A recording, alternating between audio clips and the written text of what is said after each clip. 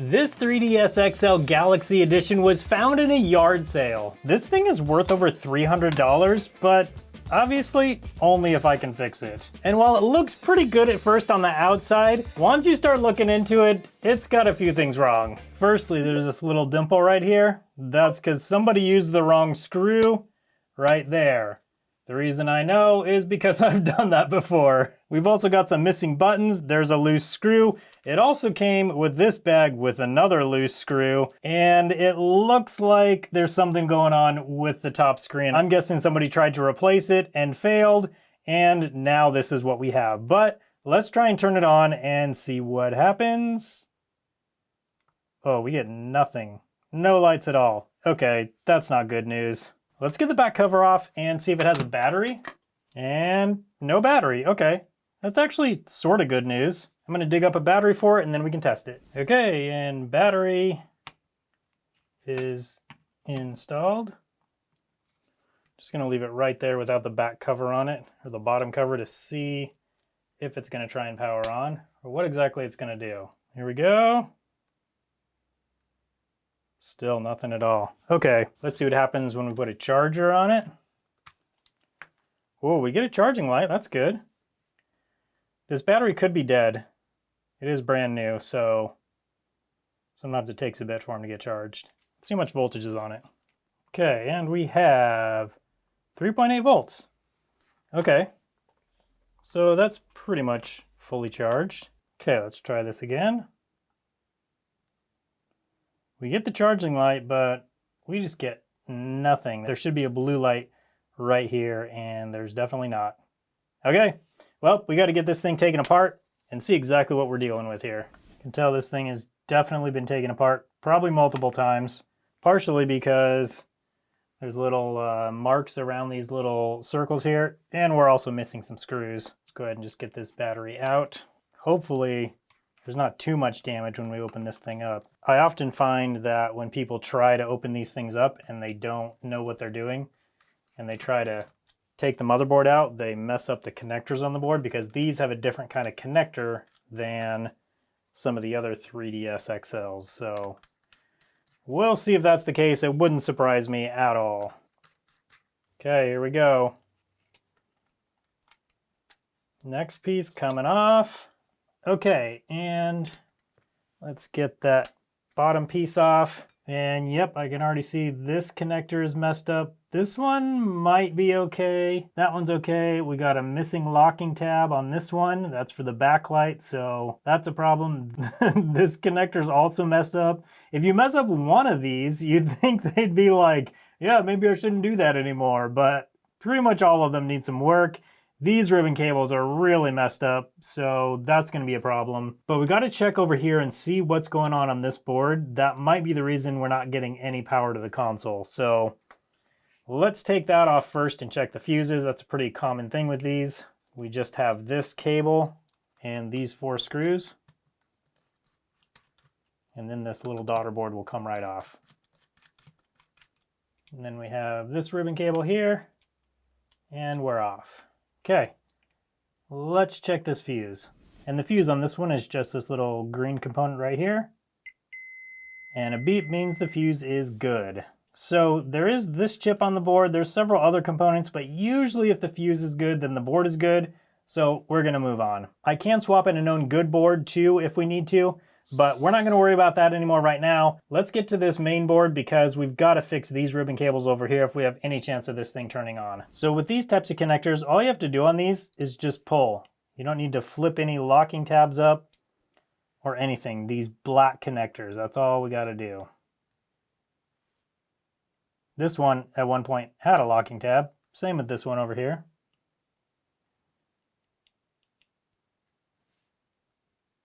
Now we'll remove the analog stick.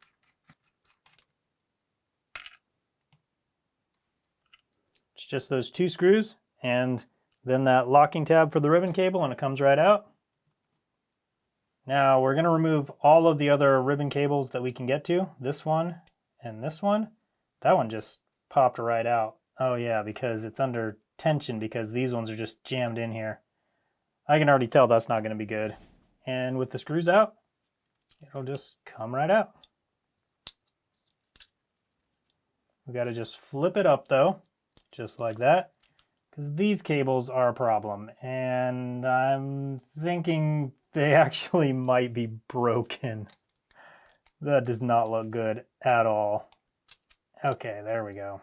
Now let's get under a microscope so we can inspect these cables and see if they're broken or torn or anything like that. Steve and I both typically film all of our content in the basement. It's not the happiest environment, but it's the only quiet spot we have. Even down here, I sometimes struggle with the road noise outside, the animals next door, and occasionally Steve doing something that causes the running of water through our pipes. Why we like being upstairs? We can't film anything upstairs because of this, the road noise. And occasionally chickens. It's been one of the hardest places for us to film anything, so we spend most of our time in the basement. But right now, you're hearing me through the new Lark Max 2, the world's first 32-bit wireless audio monitoring mic with built-in AI noise cancellation. I've got a receiver clipped right here to me and one on the table, like I would use if I were working on projects and wanted to get the sound of my voice and the sound of my project. It also lets me monitor my audio in real time. No cables, no lag, and up to 100 meters of range. I can film here or pretty much anywhere and have the confidence to know exactly what my audio sounds like. My home studio setup isn't perfect either. I've got kids, cats, and an HVAC system that likes to kick on at the worst moments. But the Lark Max 2 filters it all out. Now I can record at home without worrying so much about what happens in the background. The Lark Max 2 is giving me the freedom to film anywhere I want, and it works great. Freedom to fix, freedom to create, max freedom, max sound.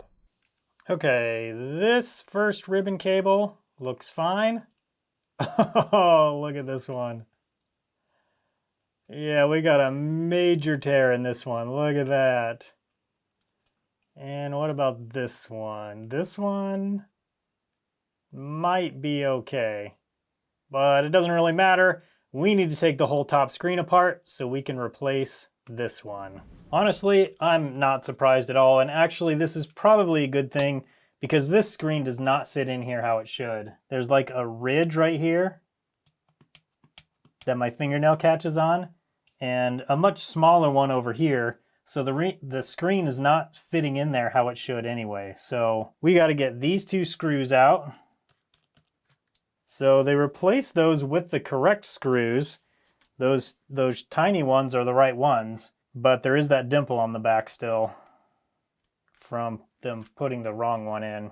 All right, now with that done, we can push forward here, just like that. You can see a gap already forming there. And then just use our pry tool to pry that up. And then we can remove that. And there we go. And just looking at this, this screw is in here very strangely. So is that one. I'm not sure what's going on there. Next, we need to remove the top screen. So we need to get the hinge pin out and the ribbon cables up through there. And then that will enable us to remove the top screen from the rest of the bottom. To do that, we need to pull this piece out. There we go. And then next, this diffuser comes out. Then I use a pick to push on this hinge pin. We need to push it all the way through.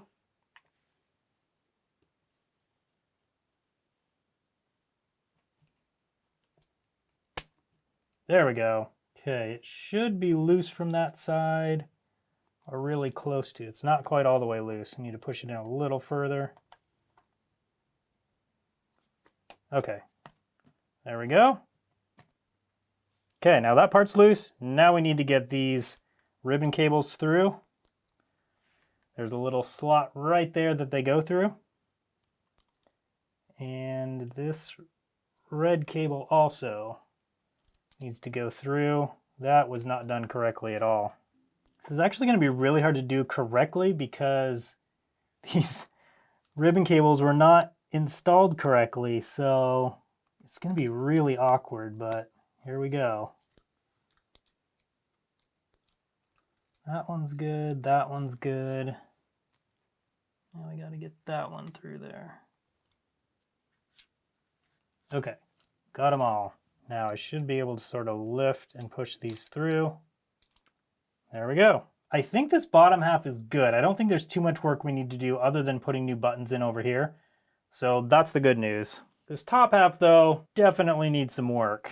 Okay, this is gonna be really hard to film, but I'm basically rolling these cables up and pushing them through that metal hinge pin right there, just like that. And then pulling them through on this side. One of the things I'm gonna do, oh, I need to take those screws out. Should have done that first. I'm still not sure what's up with these screws, but these things are in there really weird. Somebody could have just tightened them too much. I don't know, but they're like sunk down in there. Actually, I think that probably is what happened. I think somebody just tightened them too much. Okay, now with those done, we can also lift this screen up and out. Just like that. And that will give these cables more room to push through. There we go. And there we go. And the unfortunate thing is this is the ribbon cable that's torn.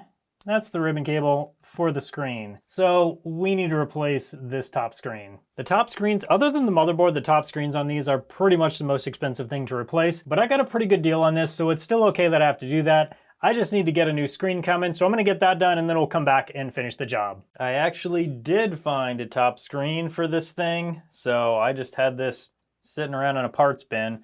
So the next thing we need to do is get this all untangled and replace this screen. We also have to put the screen protector from this one onto this one. This should be fun. I also have a new camera and speakers with the ribbon cables because I'm not convinced that these are good. Like, I don't see any tears in them, but these ribbon cables have just been so mangled that I'm just gonna replace them. So here we go.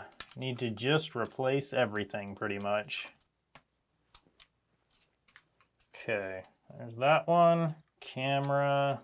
Yeah, see, there's like, it looks like maybe a tear there. I can't quite tell, but I don't want to risk it after doing all this work. And then top screen.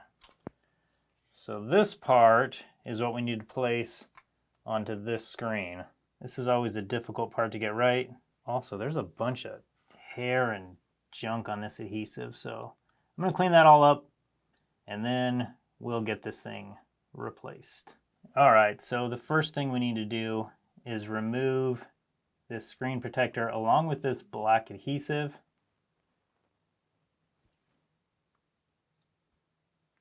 I need to do my best not to break this screen protector as well, because this is a special one. It's like a blue, and it comes with the special edition 3DS, and there's not a lot of them out there, so we're gonna try to not break it. There we go. Okay. Now I need to re-stick it so it's on there fully. Okay. There we go.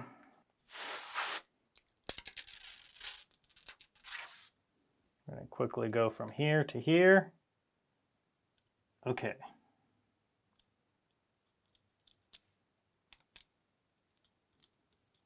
That is what we need. Okay. And I need to not put it in there all the way. So we got this screen ribbon, and let's actually hook these ribbon cables in here how they're supposed to be first, just to make sure they go on there correctly. Got one already.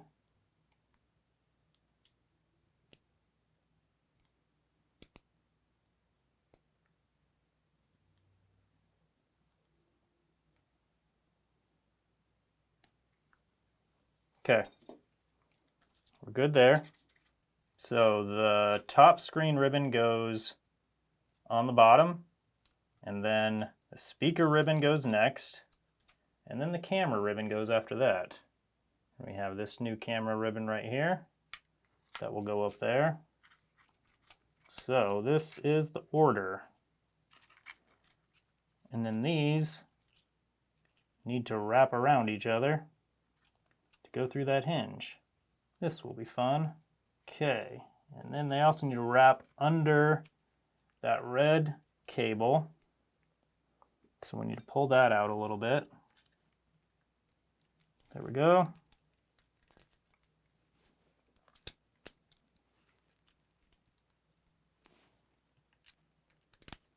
Just like that. Good so far.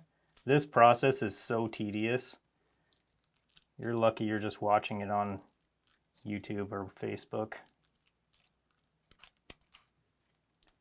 And then we have to wrap this all up around each other a number of times to get it to go through that tiny little hinge tube.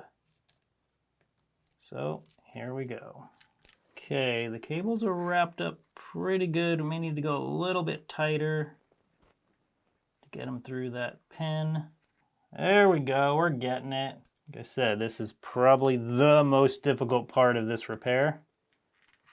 Keeping everything lined up so these ribbon cables don't get messed up. There we go. We got it. Okay, let's all just take a little breath here.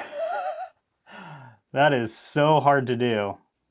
Now the red cable needs to go down into the grooves. All right, so I don't think we did any damage to the cables. They all look pretty good.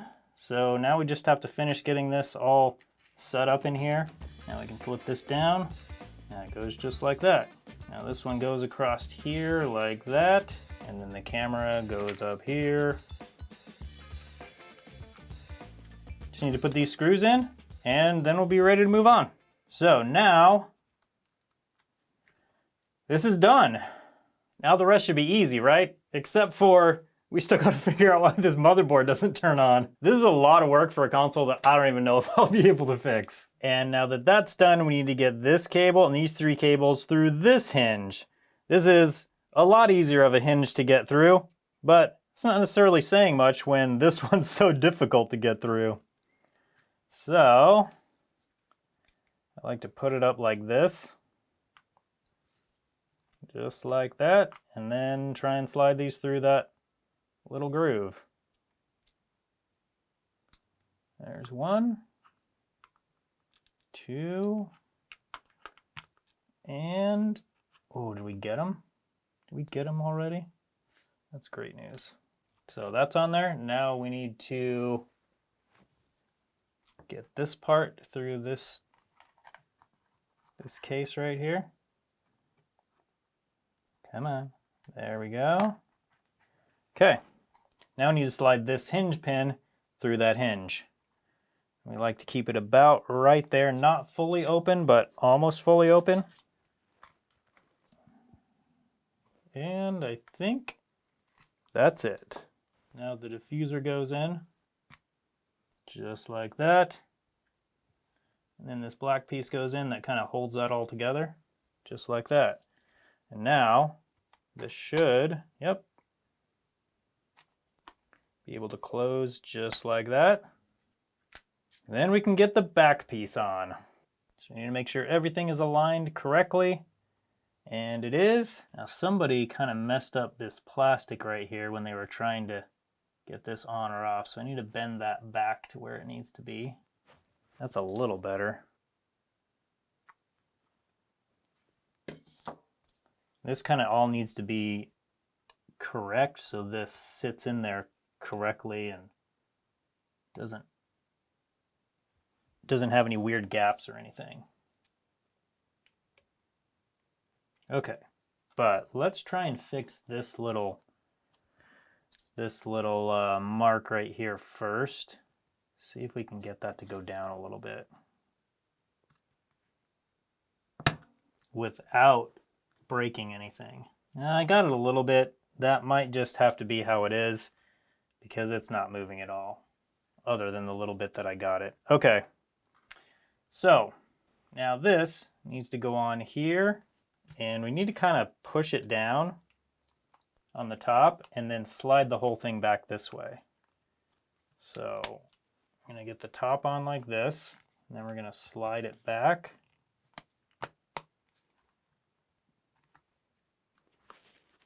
Just like that. And we can put in our 4 screws. Just like that. Now this didn't come with screw covers, so I don't think I'm going to have blue ones, but we can at least put black ones in there or something just to cover these screws. But now the top case is fully installed. So the next thing we need to do is replace this connector.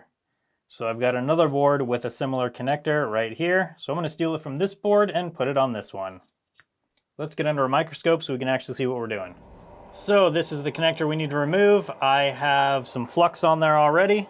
I'm going to bring in my large soldering iron. There are multiple ways you can do this. Probably an easier way would be to use hot air on the underside, but I'm just going to do it this way because that's what I feel like. So I just need to heat up all of those solder joints, and then this should pop right off of here. It's a little bit worrisome that it's not. I feel like there must be adhesive under this thing, which I didn't realize. I have my fume extractor, so I can get rid of these nasty fumes.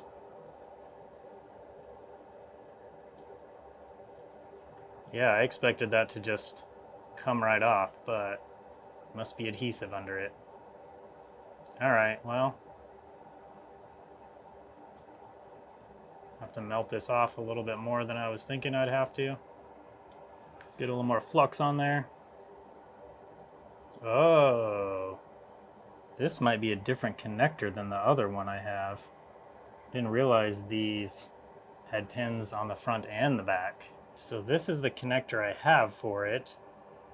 This one has pins on the front and the back, but there's no solder pads. The pins on the back of it aren't soldered down. That's interesting. I don't think it really matters because, yeah, these are just aligned, so those are just mounting pins back there. Let's see, hopefully this one will even work for this.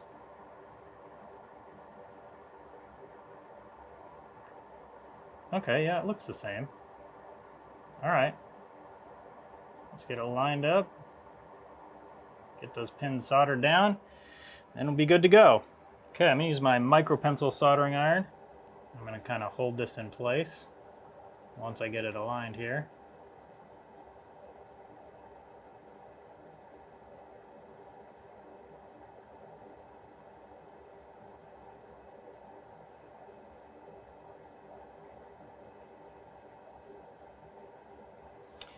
And there we go, easy as that. I'm gonna touch those up a little bit more, but that's what we're looking for.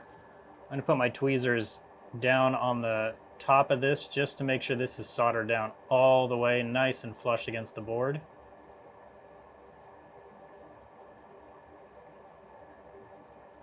There we go. Okay. Now one other thing we need to do for some of these, like this one, is try and bend those pins back down because somebody did not open it correctly, and so those pins are kind of bent up. Or not necessarily up, but just kind of bent out a little bit. So I like to push down really hard on the back. That kind of gets those back in place. So now hopefully that'll work when we push a ribbon cable into it. Now the front of this looks like it's maybe broken a little bit. I think it's still gonna work though. Now let's do the same thing over here. Yeah, somebody just really messed with these. But you can see once we kind of get them bent down, back in place, then they're able to still do their job. Okay, good there. Good there. Okay, now I think we're ready. All right, now we see if our ribbon cables will actually work or not. This one goes in right here. Good. This one folds over and goes right here. Good. And then we fold the board down just like this. Make sure we get all these cables out of here. There we go. Get this up here and this up here. Okay, all good so far. And now this ribbon cable goes right here. Beautiful. That's how those are supposed to look. I'm gonna get some screws in this thing, and then we'll get all these ribbon cables connected. Okay, now these are the ones we need to see if they slide in. Oh, they do. Totally works. That one works good. Let's try this one. Yep. There's like a little bit of tension, but not too much. So I think these are going to work just fine. That's so common on these for people to mess up those connectors when they're plugging them in, because they're not the typical connector that they used to have on 3DSs or 3DS XLs. The new 3DS, new 3DS XL is the first time they used them that I know of on really anything.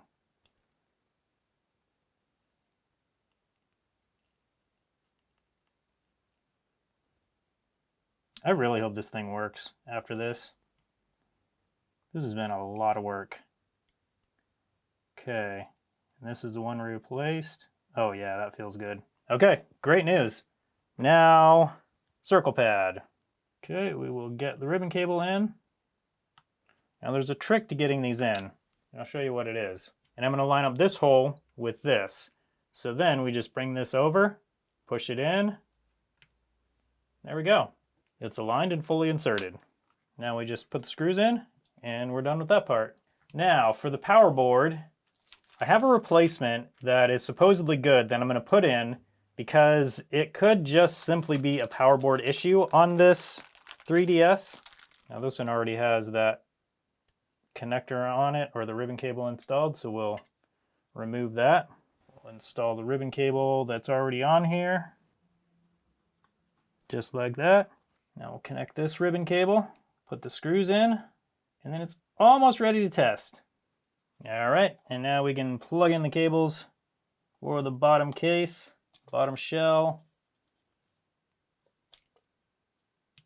There we go. Now that can go on. There we go. Now we just got to get these screws in, the battery in, and then we can test it. Now let's go in with our battery, just like that.